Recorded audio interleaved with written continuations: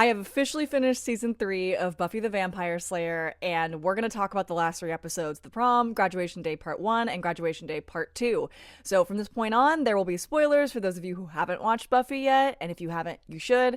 So let's get into it. So episode 20, The Prom, was another excellent episode. I'm going to start sounding like a broken record here because seasons 2 and 3 have been so incredibly strong that I have very few negative things to say about any of it. I am just like banger episode after banger episode. The storytelling is really good. I feel really connected to these characters, and I'm very invested in their dynamics with each other, and I'm just constantly surprised around every corner that I can't predict anything that happens. There's a few things that were a little predictable. Like, I'm going to talk about the Bangel of it all, the Buffy Angel. But as far as how this episode ended, the prom, I thought for sure they were going to carry her. Me and my roommate were like, oh, it's over. But it wasn't. That was the most positive, cute, like tear-inducing ending I could have possibly imagined from a show that tends to skew very dark and depressing, which I absolutely loved. Subverted expectations entirely. As far as Buffy and Angel go, that was something that I expected to happen because I knew that the Angel spinoff show starts in season 4, which means that he's going to have to be kind of removed from the equation a bit, and that means that their relationship can't continue the way it has been continuing. So I'm not shocked by the breakup. I will say, though, oh my god, the way New Moon, Twilight Saga New Moon, reheated these nachos is unbelievable. Like, I'm talking shot for shot the same in some ways. Some of the things they were saying to each other, I'm like, hold on a second. Hold on a second. I was like, Bella and Edward had this exact conversation in New Moon. It's crazy that I'm watching this out of order because Twilight reheated Buffy's nachos. Let's be so clear. While I'm not surprised by their breakup, I was absolutely devastated by the scene after the breakup where Buffy is in her room with Willow and telling her what happened, and she just like has a breakdown and just starts sobbing, saying that she feels like she can't breathe. I was like, okay, that was really intense. And I remember being a teenager and feeling that intensely. Like, it was a really great portrayal and also fucking heartbreaking. Something that made me laugh about this episode is that the 3 main characters are all going to prom, like this was before the Bangel breakup, going to prom with some form of like monster, like non-human, right? Buffy and a vampire, Willow and a werewolf, Xander and a witch. I was like, that's funny. We got a witch, a werewolf, and a vampire. There's a joke in there somewhere. Another cute moment that I absolutely called was Xander paying for Cordelia's dress when he found out that she was working in the shop. I was like, I leaned over to my friend. I was like, he's gonna pay for that dress. I just have a feeling. Now, I was hoping it would end up with them, like maybe like a little hint of them maybe potentially getting back together, but unfortunately we had the Cordelia Wesley of it all. So that did not happen, but I thought it was cute that he paid for her dress. It was very sweet. I do think I have a new favorite monster, though. The Hellhounds were the funniest thing I've ever seen. Like, the first funniest thing I ever saw was Oz's first werewolf appearance. However, I do think the Hellhounds have usurped that because, what do you mean? These were grown men in, like, furry suits running around on all fours. I was in hysterics laughing. There's no way you can watch that these days and not just laugh your ass off. It is pure comedy, and you gotta respect them for it. They were committing to the Hellhound bit, all right? Anyways, yes, the end where they gave Buffy the award little parasol and, like, thanked her for basically, like, saving the school. They're kind of unclear as to, like, how she did it or, like, what was going on, but they do recognize that they're in debt to her in some way, and I thought that was really, really sweet and touching. I did not expect that at all. I was rolling my eyes a little bit at, like, Angel sort of prolonging this breakup by, like, just he keeps showing up, like, with The Last Dance, him showing, I was like, oh, Jesus Christ. I was like, okay, like, let's make her hurt worse, I guess. I don't know, man. I was just like, can we just leave her alone, actually? Let her move on. Okay, so episode 21, Graduation Day Part 1. 2 main things. We have the faith of it all, and we have the Angel dying in bed of it all. First of all, Faith being a literal assassin sucks. It continues to suck. I liked her character so much, and, like, I know there's nuance there, and I hope there's some redemption to be had later on, but, like, at this point in time, she is, like, the complete opposite of Buffy now. But there is such a dynamic between the two of them. Like, When they had that massive fight at the end, by the way, choreo go crazy. That whole fight scene went absolutely crazy. Them both in leather pants, being an equal match for each other and like duking it out for quite some time. Badass. It was badass, I'm not gonna lie. And I know that's not the last we've seen of Faith. I know it because there's no, I mean, obviously we see her in a coma in the next episode, but like as far as overall this season, we have to see Faith again. She's not actually dead.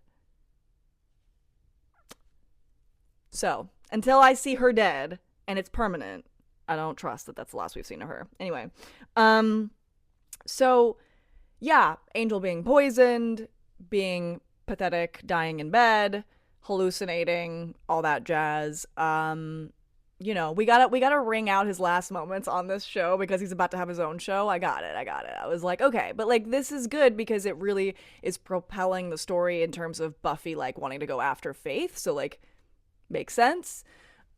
He's still kind of annoying me a little bit. But that's just the relationship I personally have with Angel. It's a love-hate, annoyed relationship. On a happier note, Oz and Willow, so cute. They had their first time. It was so sweet.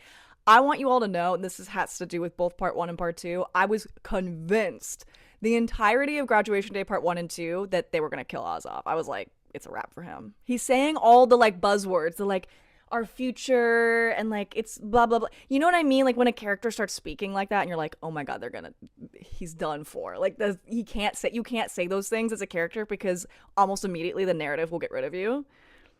But they didn't. I'm so shocked and surprised. I'm like, oh my god, he lives to see another season. We win. Us Oz fans, we win. Okay, Graduation Day part 2, the finale. Absolutely nuts. First of all, Angel beating off of Buffy.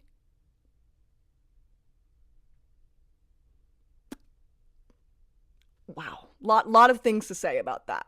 Won't say them all on the internet, but just the way that was shot, the way it was, I was like, wow, this is really something. This is really, really something. I'll leave it there. It makes sense storytelling wise that they would make this so that the entire group basically hate Angel right now, like obviously for harming Buffy, which we know as the audience why he did it and that Buffy like pushed him into that and he didn't want to. But like they kind of all need to be done with Angel so that he can go off and do his spinoff show. So I'm like, okay, that makes sense. Let's talk about the coma dream though. That was crazy. Like Faith basically visiting her, I guess, in some sort of dream like coma state. That was absolutely wild. The forehead kiss between Buffy and Faith when she wakes up and goes and sees that Faith is in a coma. Like that whole thing with the mayor. Like, by the way, the mayor was a fantastic villain. Absolutely chilling. Such a good actor, whoever that is. They did a great job. But that whole thing was really like emotionally complex and interesting. I was like, wow, even with Faith being kind of low-key the villain now, she still brings a really interesting dynamic to the table. So I do kind of hope we see more of her in the future. I don't know. Bit of levity here. Cordelia and Wesley, while I thought the kiss was disgusting, like shouldn't be happening, I am glad that they got the ick. They got the immediate ick and were like, so no. I was like, yes. I was like, it's Bones, thank God. The whole graduating class banding together, weapons in hand, to defeat the demon mayor, that was so cool. I was like, this is my Avengers Endgame. What are you talking about? Like, that was so unexpected. I had no idea that was gonna happen. I was shook the whole time. I was like, oh my god, everyone has their little like sections. Everyone knows what they're doing. Everyone's banding together. I was like, it's giving like Battle of Hogwarts, Avengers. I'm like, yes.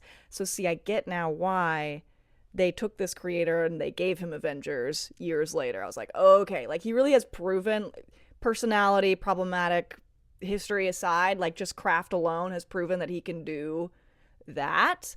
He did it with a high school. He could do it with the Avengers. Like, yeah, I loved that. And he ate Principal Snyder. Yeah, I know, that's right. Goodbye.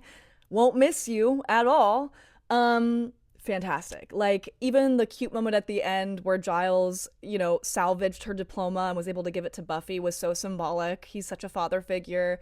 And really, like, she is graduating this part of her life, and I feel like Giles is the person to give that to her. And I just absolutely love that moment. Of course, we got a dramatic last shot of Angel looking at Buffy from the way and then disappearing into the fog, the mist. I was like, yeah, that tracks for him.